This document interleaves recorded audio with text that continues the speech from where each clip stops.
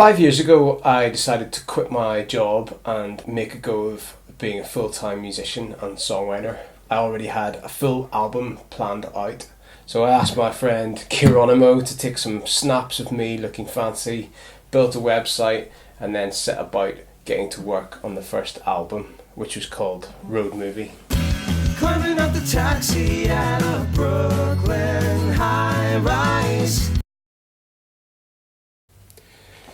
This is the diary that I kept when two mates and I took a road trip driving across America that formed the inspiration for the album Road Movie.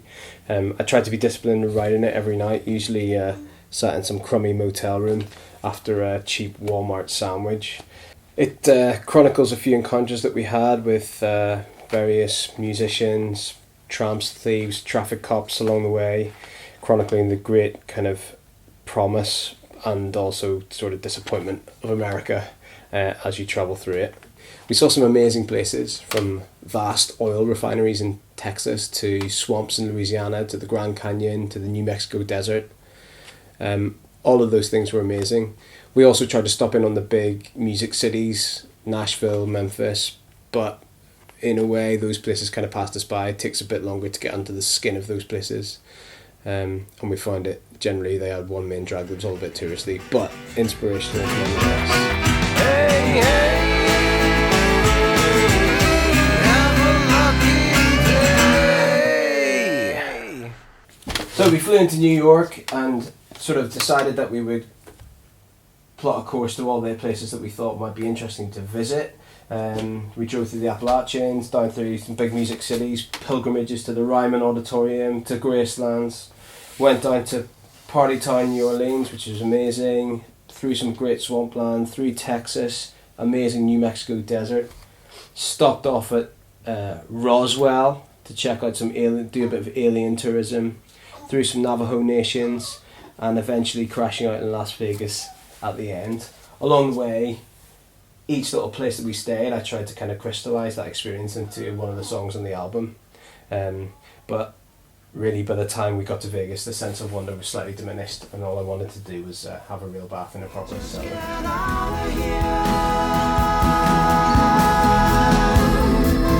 Can we go? Can we just get out of here?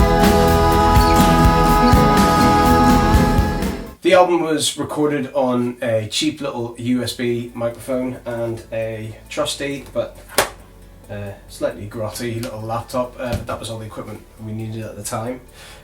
When I quit my job, we moved across town and I bought a little bit more fancy equipment over the next little while, and I set about making some videos for the songs, roping in a few mates that I knew were around and able to assist me with their talents. Endless Texas,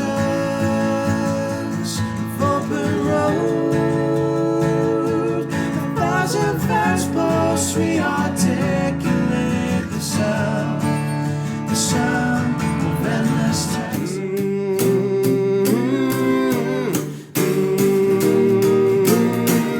Moving over clear water, it's like reflective from the. She's my Nashville queen. I'm up there singing, hey, as if people could have been.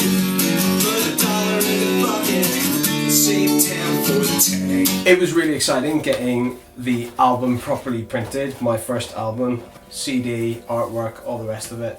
Nice photos from our American road trip from Tom, published on the internet, available for people to buy. It was really always going to be about albums for me. Ever since I had pocket money, it was about saving up, buying albums, whether that be the latest Radiohead album at the time or delving back into the history of music and getting some stuff. So albums all the way, no singles, no playlists. That's what I was going to do. I was going to make albums. We'll sail the border till the dawn is aligned. The rearview mirrors, we'll send them old valentines. Those foreign oceans, we'll carry them back through the time of their lives.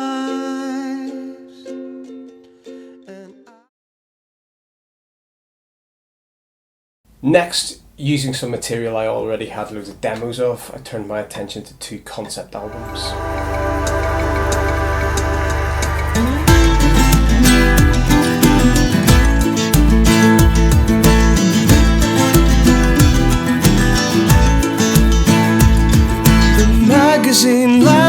sand and he's down. This is the artwork for Soundtrack, second album, painted by my own fair hand. It's a clapperboard used in the filmmaking process, as we know. A few prototypes there that didn't quite make the cut. Films have always been a bit of a second love after music. Made a few of my own, written a little bit of a film score of those. If you need a film score doing, you just let me know.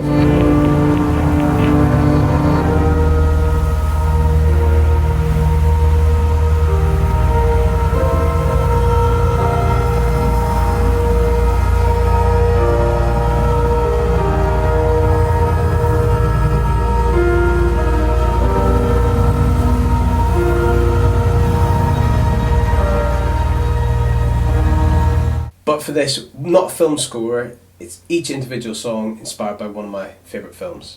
Some of the songs hark back to some really early demos, kind of early experiments in songwriting, really dating from maybe up to 12 years ago.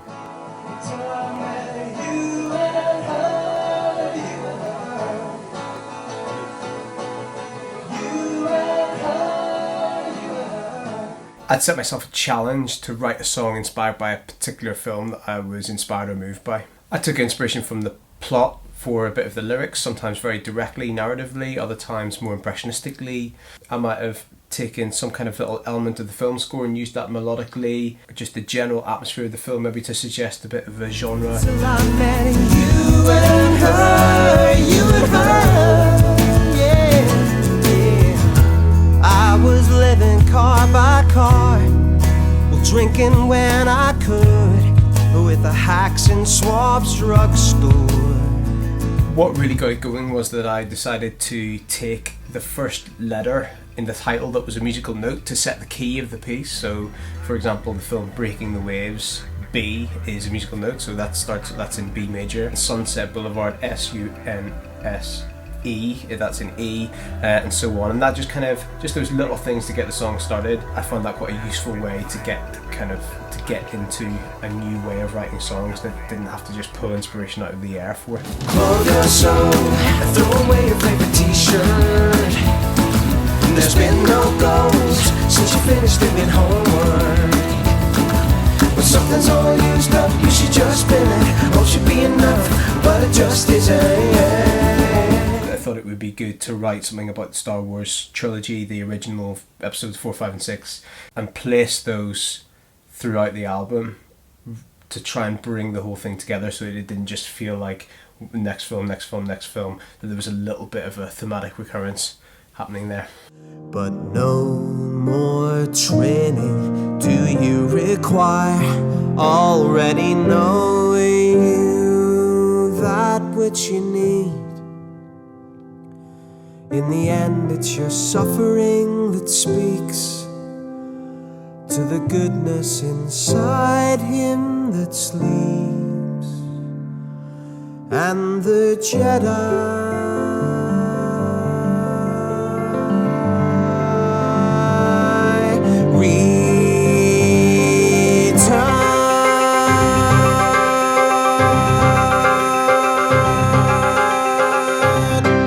It's a big album, 15 tracks. I hope the listener enjoys being taken into each of the different worlds of those tracks. One of the simplest ones, I think, is called Ultimate Warrior. It's co-inspired by the famous wrestler and also the Mickey Rourke film, The Wrestler. It's maybe my favourite one to play. let no one say you lost the battle. Let's just say someone killed the lights. Well, you used up this life, well, you called it a night, but you never gave up the fight.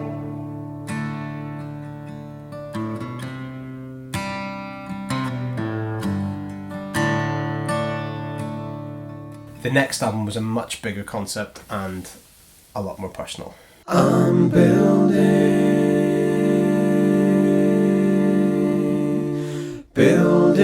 a bonfire.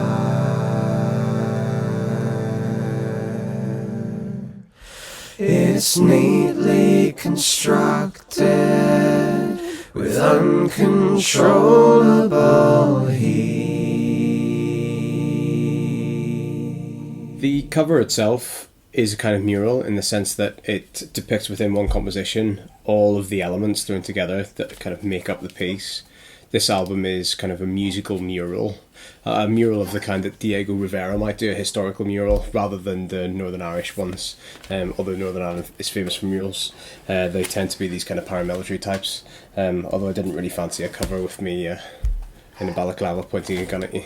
You compare and check your progress with the list, and miss and kiss the tourist, the distance I endureth to anywhere we are again, forthwith to anywhere we are again. Now there you are, Griffiths, and here we are. Northern Ireland has a really fascinating history, particularly for somewhere that's only about 100 years old. It's really complicated. In fact, most people find it intimidatingly so, and they kind of can't really engage with the idea of Northern Ireland. And I always identify as being Northern Irish rather than Irish if people ask me about that. Not that I don't like lots of Irish things. All along the banks of the Royal Canal,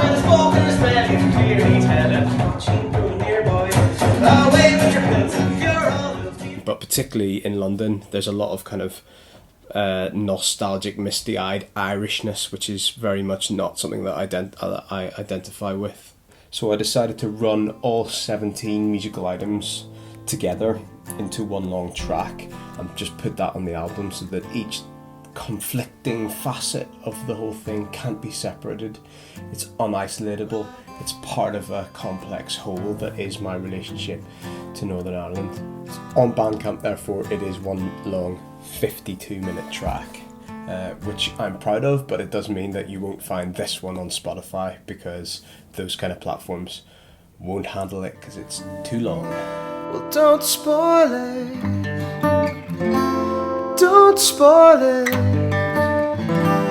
To distill up our blood, you got to boil it.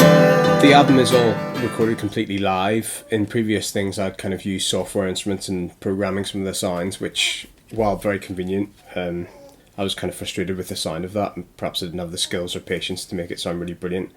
So I wanted everything just to be captured real through a microphone on the CD itself. Emphasising that idea of everything being recorded for real, it has a bunch of a cappella sections where I've kind of used some of the tribal songs, the sectarian kind of songs that have been sung by either side, kind of collaged them together in some kind of musical sections to break up some of the more conventional songs on the album. If you know your history, come with the other lads first. Keep the follows rangers. If you know your history, keep the old lads angry. If you know your history, come the other ones shield. If you know your history, we've always been here, at least these days. Love to start, we always cover the others, cause burn to the sea. The rest of it is, I suppose, closest to folk songs. There are songs that reference Jerry Adams, songs that reference Mark McGuinness, and then Ian Paisley. But then there's also Van Morrison, George Best, and people like that on there. It's as much of my local pub and, you know, the street you grew up on as it is of the Falls and the Shankill. Don't remark that I'm losing my accent. Just walk me through the flagship, through the side door of Fealties, because I don't feel that different.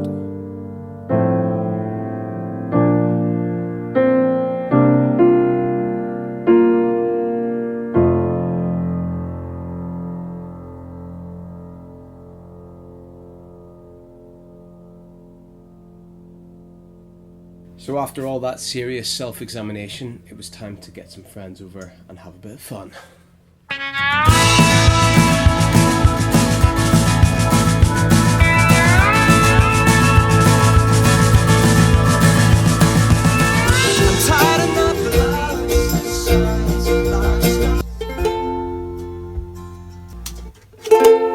So much ukulele. Oh! Being involved in music puts you in contact with lots of great people. In fact, most of my best friends are people I've met through making music of one kind or another. If you wanna hear the Swanee River bleed in a ragdown, come on and oh, honey, baby, that's a dead. You know and I know. Oh, take a look at me now. I don't know. Take a look at me. I've been lucky enough to be active as a musician in all kinds of contexts. A cappella groups, busking trios, ballad duos, all sorts of other merry bands. But this time we wouldn't be getting together just to do some covers for some cash. This time it was going to be my songs. You act as if he doesn't know it, but you know he does. You think your armor doesn't show it, but you know it does. So I went to see Adam Chetwood, who happens to be an amazing guitarist, who I know, and is totally into the kind of classic Americana songwriting that I was going for. Went to his studio, rehearsed up the songs with the band, got in a few of my a cappella buddies to put some thick harmonies on there, and before we knew it, this time next year was ready to go. I'm gonna take everyone I know to America. Right about this time next year. We even went out and did some gigs, which was exactly what I needed after all that time sat in my room putting the tracks together all on my own. So now I find you standing on the corner screaming, what the hell is going on? There's a fork in the road, searching high and low, where to go into the unknown with no one to follow. Look left and right. It takes time in your mind to balance the signs life's not. And that almost brings us right up to date.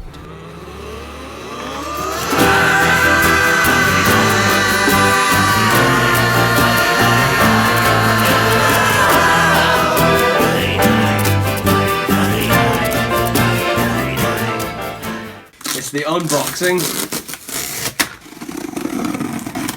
Put a nice little sample of the CD on the outside, look. Bye. Alice Frecknell.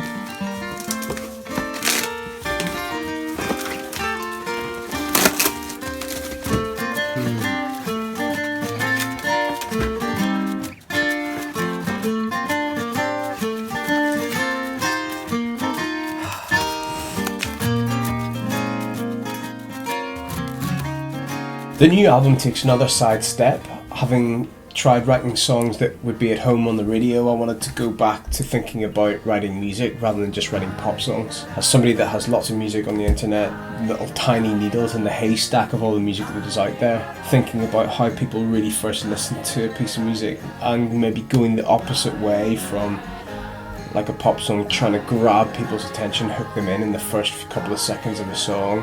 Rather, I wanted to experiment with easing them in, long intros and long outros, so that the listener would arrive at a song having been gently coaxed towards it by a long intro. This is what track 1 looks like. It's called The Wisdom of John Wayne, and in fact the actual song is sort of this bit, and this is a long intro, and then the song recedes through this long outro at the end. I just layered these things up one track at a time, although I did call in a favour from my sister, who's a violinist, and she contributed some folky, gritty violin at some points in the album,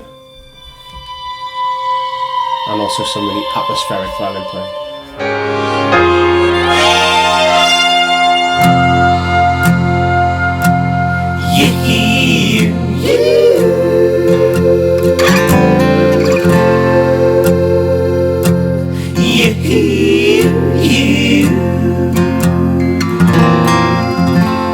had my 5 songs couched in the middle of these long 8 or 9 minute tracks, and I was pretty pleased with how it was turning out, but I couldn't seem to decide on a track order, on a running order. My wife suggested, rather than worrying too much about that and thinking about how most people consume their music these days, it might be interesting to create it as a shuffle album. Every track begins and ends with the same 5 notes and then takes its own direction from there. Because they all begin and end the same way, with the same 5-note pattern, they'll work in any order. For example, the very last track, A Hornet, starts with those 5 notes played on the piano.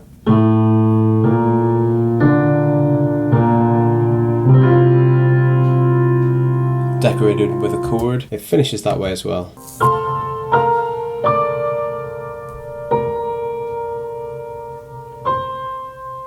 Albeit in a higher register. Similarly, track 2 starts with those notes on guitar and finishes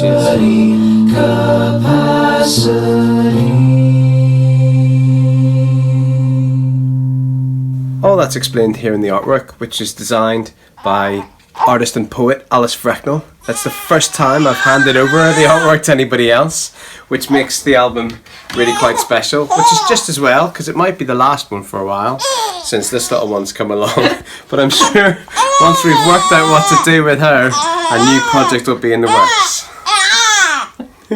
So that's the story so far. MDH, 5 years, 5 albums, all bangers.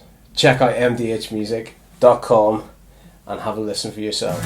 Whoa, with every step I take towards the light,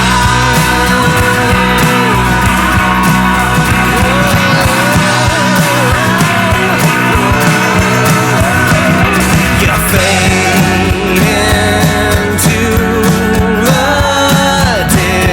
distance, black and white,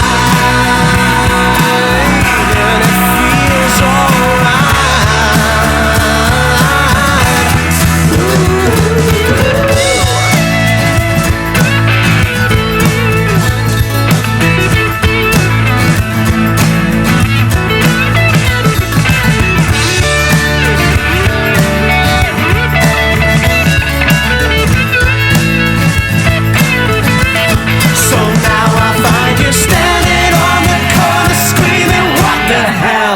I said, let's go to somewhere nice and quiet and romantic. I know a little place across the Atlantic. It's called America. It's got swings and slides. Walt Disney built it, and it's really nice.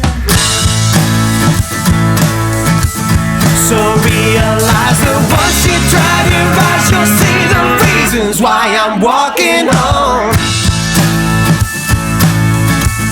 So now I find you standing on the corner screaming, what the hell is going on? I so realize that once you drive your eyes, you'll see the reasons why I'm walking on.